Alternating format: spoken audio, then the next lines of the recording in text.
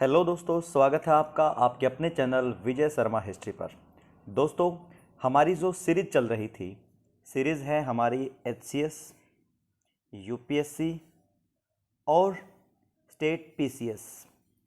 इन सभी एग्ज़ाम के लिए हम लोग इंडियन हिस्ट्री के टॉपिक वाइज एमसीक्यू कर रहे थे।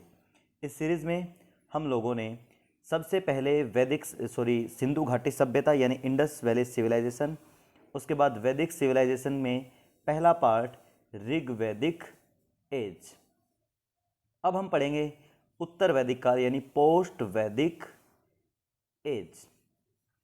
दोस्तों, ये हमारी इस सीरीज़ की वीडियो नंबर 4 है, क्योंकि 2 वीडियो हम लोगों ने सिंधु घाटी सभ्यता पे बना दी थी, तीसरी वीडियो ऋग्वेद पे थी। अब देखिए, हमारे अगले क्वेश्चन की तरफ चलते हैं हम लोग। इस सीरीज़ का हमारा क्वेश्चन उत्तर वैदिक काल यानी कि 38 क्वेश्चन हम लोग ऋग्वैदिक काल के कर चुके हैं। देखिए 39वां क्वेश्चन, भारतीय उपमहाद्वीप में उत्तर वैदिक काल का उदय कब हुआ?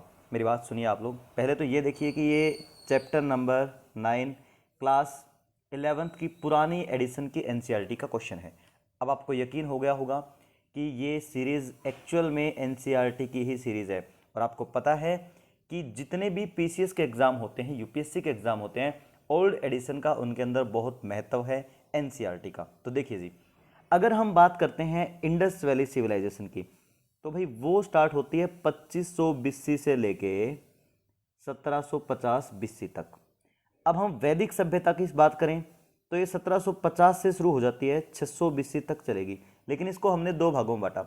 शुरू में जो ऋग्वैदिक है वो 1750 से 1000 बीसी तक, उसके बाद उत्तर वैदिक 1000 से 600 तक। तो इसमें ऑप्शन बी जो दे रखा है 1000 से लेके 600 बीसी तक, ये होगा इसका सही आंसर। ये बात आप सबको पता है, ठीक है। चलिए जी, आगे चलते हैं अगले क्वेश्चन की तरफ। क्वेश्चन नंबर 40वां प्रश्न देखिए जी, उत्तर वैदिक काल में आर्यों के प्रसार के संबंध में कौन सा कथन सत्य नहीं है? उत्तर वैदिक काल में आर्यों के संबंध में कौन सा कथन सत्य नहीं है, आप लोगों को ये देखना है जी। देखिए, इस काल में राज्य विस्तार पंजाब से बढ़कर कुरुक्षेत्र तक हो गया था, ये बात बिल्कुल सही है। गंगा यमुना दोआब के तक आर्य संस्कृति का विकास हुआ, बिल्कुल हुआ, क्योंकि ये लोग सिंध के एरिया को छोड़ के गंगा यमुना की तरफ क्यों जा रहे हैं? क्योंकि इन लोगों का अब प्राथमिक व्यवसाय कृषि हो गया है लोहे की खोज के कारण। तो इसलिए ये लोग वहां जाएंगे जहां पे कृषि लायक जमीन होगी। उसके बाद पश्चिमोत्तर सीमा प्रांत में वैदिक ग्रंथों की रचना हुई। ये इसमें डाउट लग रहा है, क्योंकि जो वैदिक इसमें देखा है पश्चिमोत्तर सीमा प्रांत यानी कि उत्तर पश्चिम में, नॉर्थ वेस्ट में वेदों की रचना हुई थी, ये गलत है। वेदों की रचना एक्चुअल में गंगा के मैदानों में आकर के हुई थी। तो इसका मतलब इसमें गलत कौन सा है? ये। अब हमें ऑप्शन डी तक तो जाना ही नहीं है, ठीक है। हाँ, इस संस्कृति का मुख्य केंद्र मध्य प्रदेश था, ये ठीक है। तो यहाँ होगा ऑप्शन सी। चलिए आगे देखिए, 41वां क्वेश्चन है हमारा, उत्तर वैदिक काल में राजनीतिक संगठन के संबंध में निम्नलिखित कथनों पर विचार कीजिए। देखिए, राजा की शक्ति में वृद्धि हुई, वह स्थायी सेना रखने लगा, ठीक है, हमें देखना है। अच्छा, बताना क्या है इसमें, सत्य कौन सा है, ये जो दे रखा है ना, इस पे जरूर ध्यान देंगे आप लोग, सत्य कौन सा है। तो भाई ये बात तो बिल्कुल ठीक है, स्थायी सेनाएं रखने लग गए। सभा तथा समिति में गिरावट आई, बिल्कुल आई थी। सभा और समिति ऋग्वैदिक काल में तो राजा के काम करती थी सारे के सारे।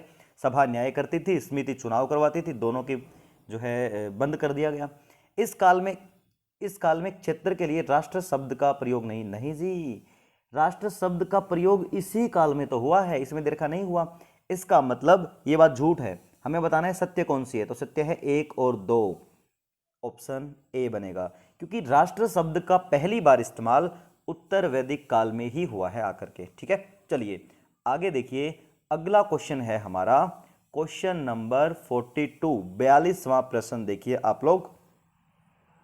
पूछा गया है, उत्तर वैदिक काल की राजनीतिक संस्थाओं को आकार के आधार पर घटते क्रम में लिखिए, यानी कि सबसे पहले बड़ा, उसके बाद छोटा, उसके बाद छोटा, इस तरीके से लिखना है हमें, ठीक है। तो भाई इसको हम इस तरीके से बना लें, अगर भाई सबसे ऊपर होगा राष्ट्र, राष्ट्र के नीचे होंगे जन, जन के नीचे होगा विश्व, विश्व के नीचे होगा ग्राम, ग्राम के नीचे होगा कुल। तो क्या है, एक, सबसे पहले एक, उसके बाद चार, एक चार से बन रहा है ये, ठीक है। ऐसा सिस्टम हुआ करता था, ऐसा प्रशासन हुआ करता था उत्तर वैदिक काल में। जबकि ऋग्वैदिक काल में क्या था, सबसे छोटी इकाई कुल, फिर ग्राम, फिर विश्व और फिर जन। जन ही सबसे बड़ी इकाई हुआ करती थी। यहाँ पे जन को मिलाकर के जनपद बने और जनपद को ही राष्ट्र कहा गया।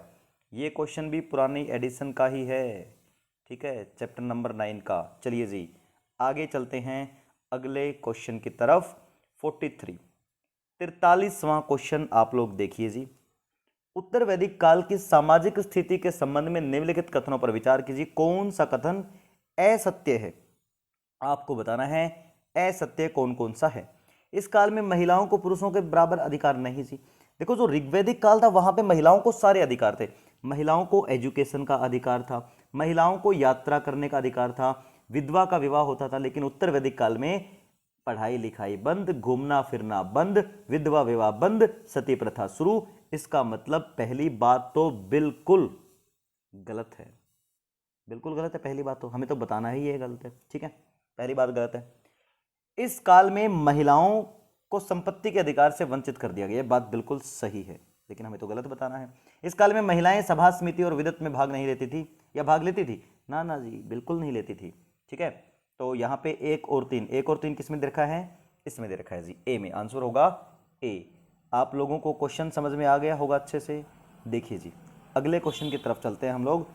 क्वेश्चन नंबर 44 उत्तर वैदिक काल में समाज के संबंध में कौन सा कथन सत्य नहीं है? यही दिक्कत है, यहां पे असत्य भी लिख सकता था ना, सत्य नहीं है। बस आपको ऑप्शन से ज्यादा तो क्वेश्चन पे ध्यान देना है, ठीक है। देखिए जी हमें बताना है कौन सा कथन सत्य नहीं है। आश्रम व्यवस्था स्थापित हो गई, बिल्कुल। आश्रम क्या होते थे? देखिए जी हर व्यक्ति के जीवन को बांट दिया 4 भागों में। भाई आप 0 से 25 साल ब्रह्मचर्य का पालन करेंगे, 25 से 50 साल गृहस्थ आश्रम में जाएंगे, घर गृहस्थी वाले हो जाएंगे, 50 से 75 वानप्रस्थ जंगलों में चले जाओ, अपने बच्चों के लिए काम करो, और 75 से लेके 100 तक सन्यासी, सन्यास ले लो। आश्रम व्यवस्था शुरू हो गई थी, बिल्कुल ठीक है। वर्ण व्यवस्था जटिल हो गई, बिल्कुल जटिल।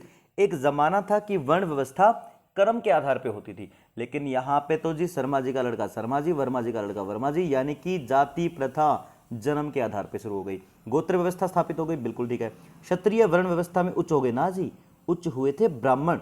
इसका मतलब ये बात गलत है, तो आंसर होगा डी। अच्छे से आ गया समझ में? चलिए जी आगे चलते हैं। क्वेश्चन नंबर 45वां प्रश्न देखिए आप लोग। उत्तर वैदिक कालीन देवताओं के संबंध में निम्नलिखित कथनों पर विचार कीजिए। क्या विचार करना है कि कौन सा कथन सत्य है? सच बताना है जी हम लोगों को, ठीक है। देखिए प्रजापति सर्वोच्च देवता बन गए, प्रजापति बिल्कुल बन गए जी। प्रजापत्य सृजन देवता थे, बिल्कुल थे जी।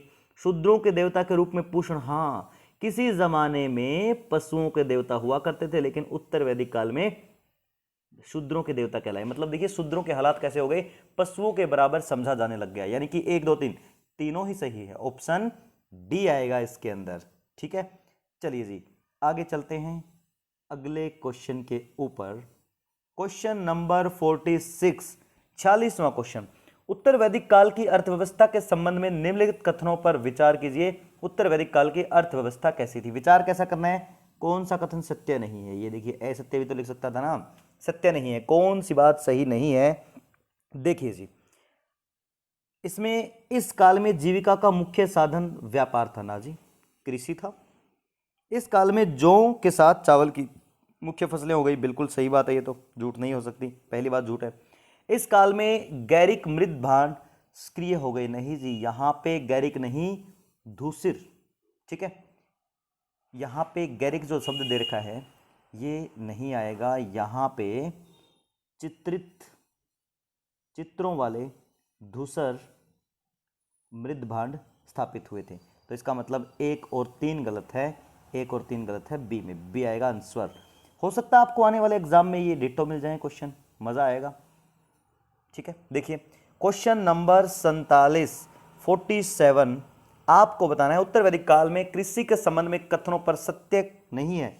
कौन सी बात सच नहीं है इनमें से आपको बताना है जी। देखिए शाम अयस से बने हल का प्रयोग हुआ, बिल्कुल हुआ जी। सुनिए मेरी बात, ऋग्वैदिक काल में जो हल का यूज किया जाता था, हल तो होते थे, कृषि भी होती थी, वो या तो पत्थर के बनते थे या कांस्य के बनते थे, मैक्सिमम तो पत्थर के बनते थे। ठीक है, यहाँ पे श्याम अयस लोहे के लिए शब्द इस्तेमाल किया गया है। ठीक है, शतपथ ब्राह्मण में हल के संबंध में वर्णन मिलता है, बिल्कुल मिलता है, ये बात भी सही है, हमें तो गलत बतानी है ना। श्याम अयस का संबंध जो है तांबे से, मैंने अभी तो बताया लोहे से, ये बात गलत है। इस काल में संग्रहित का कार्य कृषि कर एकत्रित करना हुआ करता था। संग्रहित कौन हुआ करता था? जो टैक्स कलेक्ट करता था कृषि का। ठीक है, तो इसका मतलब ऑप्शन सी होगा, क्योंकि यहाँ अयस, श्याम अयस शब्द का मतलब है लोहा, आयरन के लिए इस्तेमाल किया गया था। आप मुझे कमेंट करके बताएंगे उत्तर वैदिक काल में लोहे के सबसे पहले साक्ष्य कहां पर मिले, लोहे के सबसे पहले अवशेष कहां पर मिले, आप लोग मुझे कमेंट करके बताएंगे। देखेंगे कौन बताएगा, अभी नहीं, ऑफलाइन कमेंट, जैसे ये क्लास समाप्त होगी उसके बाद। ठीक है, चलिए जी। अच्छा ये बताओ लाइक किस किसने कर दिया? पहले तो आप लोग लाइक करो, जितने भी लोग देख रहे हैं लाइक कर दो। ठीक है, चलिए आगे देखिए, क्वेश्चन नंबर 48 में बताना है आप लोगों को, 48 में उत्तर वैदिक काल के धार्मिक स्थिति के संबंध में निम्नलिखित कथनों पर विचार कीजिए, कौन सा कथन सत्य है? सच बात बतानी है जी, कौन सी है। ठीक है, तो देखिए, देखते हैं हम कौन सा कथन सत्य है। राजसूय यज्ञ पुत्र प्राप्ति के लिए किया जाता था, ना जी, ये बात झूठ है, बताऊंगा क्या हुआ करता था ये। अश्वमेघ यज्ञ राज्य विस्तार के लिए किया जाता था, ये बात बिल्कुल सच है। वाजपेयी यज्ञ दिव्य शक्ति के लिए किया जाता था, ना जी, ये भी झूठ है। सच कौन सी है? केवल बी। ठीक है, तो आंसर आ जाएगा केवल बी। अश्वमेघ यज्ञ का आयोजन जो हुआ करता था वो राज्य विस्तार के लिए हुआ करता था, ये बात सच है। ठीक है, घोड़ा छोड़ा जाता था, जिस जिस एरिया में चला गया घोड़ा वो एरिया उनका हो जाता था। राजसूय यज्ञ भी किया जाता था राजा द्वारा, लेकिन उससे एक शक्ति मिलती थी, मतलब एक शक्ति के लिए। ठीक है, वाजपेयी यज्ञ हो गया मतलब एक तरीके से घोड़े की दौड़ करवानी या फिर रथ दौड़ करवानी। ठीक है, तो चलिए आगे चलते हैं, ये दिव्य शक्ति वाला हो गया ये वाला। ठीक है, आगे चलते हैं, क्वेश्चन नंबर 49। और ध्यान रहे उत्तर वैदिक काल के इतने ही क्वेश्चन हैं एनसीईआरटी बेस्ड, तो उत्तर वैदिक काल का ये आखिरी क्वेश्चन होगा हमारा। देखिए क्या है इसका आंसर। उपनिषदों के संदर्भ में कथनों पर विचार कीजिए, विचार क्या करना है, सत्य कौन सा है, सच बताना है हमें उपनिषदों के संबंध में। देखिए जी, इन ग्रंथों में यथार्थ विश्वास और ज्ञान का महत्व दिया गया, बिल्कुल सही बात है। उपनिषदों ने आत्मा का ज्ञान प्राप्त करने पर बल दिया, बिल्कुल सही बात है। अब मुझे बताइए एक और, ये हो गया सी, उपनिषदों की संख्या कितनी है? 108। ठीक है, 108 उपनिषद, जिनमें सबसे फेमस है मुंडक उपनिषद। मुंडक उपनिषद है, मुंडक उपनिषद से लिया गया है सत्यमेव जयते। अब मुझे एक क्वेश्चन का आंसर आप लोग जो है ऑफलाइन कमेंट में देंगे। इसके साथ क्या है, उपनिषदों का फारसी अनुवाद किसने किया था? उपनिषदों का फारसी अनुवाद किसने किया था, ये आप लोग मुझे बताएंगे। चलिए तब तक के लिए thank you very much, bye bye, मिलते हैं नेक्स्ट क्लास में।